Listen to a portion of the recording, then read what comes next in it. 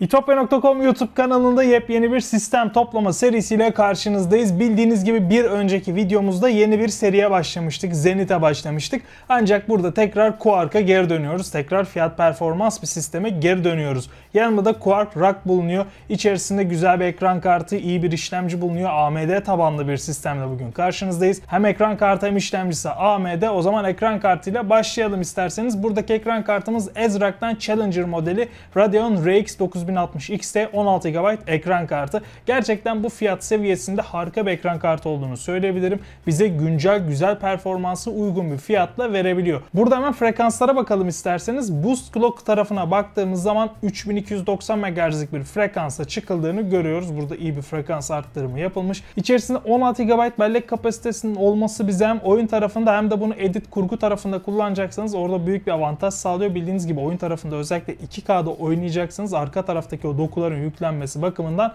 VRAM'ler oldukça önemli. Günümüzdeki VRAM canavarı oyunlara kıyasla buradaki 16 GB kapasite bize uzun yıllar boyunca rahat ettirecek diyebilirim. İşin edit tarafında, kurgu tarafında da timeline'da bir dosyayı hareket ettirmek, onu tekrar yerleştirmek konusunda buradaki bellekler gerçekten oldukça iyi çalışıyor. Oyun tarafındaki en büyük destekçimiz ise burada tabii ki güncel olarak FSR4'ü kullanabiliyor olmamız. FSR4 yeni bir yapay zeka algoritmasına sahip. Bu sayede görüntüyü ölçeklendirirken çok daha iyi bir şekilde çalışıyor önceki nesillere nazaran. Böylece görüntü keskinliği korunuyor. Böylece daha fazla FPS, daha fazla performans alabiliyoruz. Kare oluşturmayı da buna eklediğimiz zaman iyice bu FPS'leri artıyor. Görüntüdeki keskinlik artıyor. Böylece görüntüde bozulma yaşamadan yüksek FPS'li oyunun keyfini yaşayabiliyoruz. Işın izleme çekirdekleri sayesinde ışın izleme işlemini de oyunlarda ve desteklenen uygulamalarda gerçekleştirebiliyor. Özellikle rekabetçi tarafta FPS oyunlarında da anti-lag'i desteklemesiyle birlikte bize rekabette avantaj sağlıyor. Bunun yanında adrenalin yazılımı üzerinden çok daha güzel bir özellik bulunuyor. HyperRX özelliği.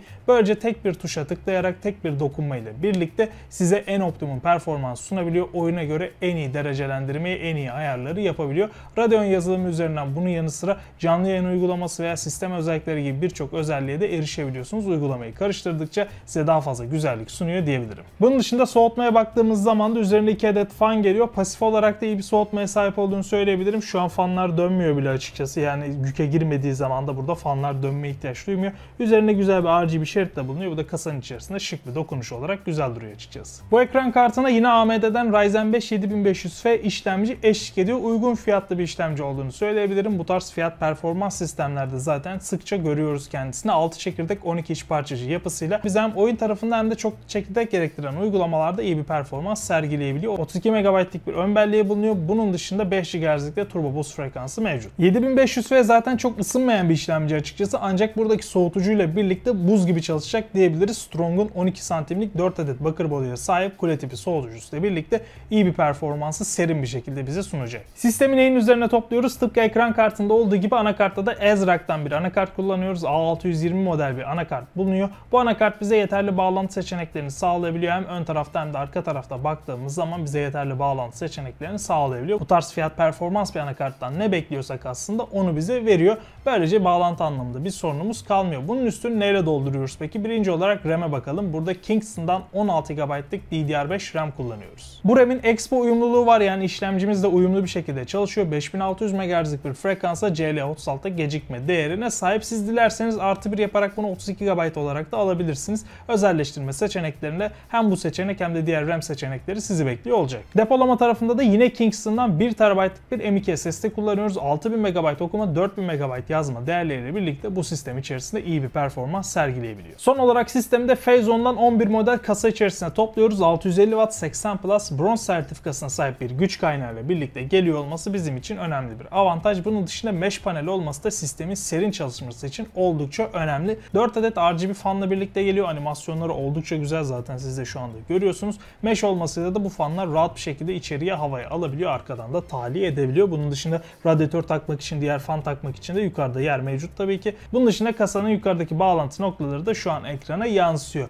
Bu sistemi nereden satın alabilirsiniz? Birinci olarak itopya.com internet sitesinden, adresinden, ikinci olarak da itopya.com'un mağazalarından bu tavsiye sistemi satın alabilirsiniz. Her iki noktada da sistemi sizin için montajlayabiliyoruz. Sizin için testlerini yapıyoruz ve o şekilde teslim ediyoruz. Böylece kafanızda herhangi bir soru işareti kalmıyor. Son olarak şunu da söylemem gerekiyor. Bu bir tavsiye sistemidir. Yani tek bir ürün değildir. Bunu tek bir ürün olarak değerlendirmeyin. İçerisindeki her parçayı ayrı ayrı değerlendirmeniz gerekiyor. Her parçanın zaten ayrı ayrı garanti desteği bulunmaktadır. Bu konuda da herhangi bir desteğe ihtiyacınız bulunursa itopya.com'un her mağazasında bulunan müşteri hizmetlerinden, çağrı merkezinden, mail adresinden veya WhatsApp hattından destek alabilirsiniz. Bunun gibi sistemleri ve kampanyaları kaçırmamak için de bizi hem YouTube kanalımızdan hem de sosyal medya adreslerimizden takip edip bildirimleri açmayı unutmayın. Bir sonraki videomuzda görüşmek üzere, hoşça kalın.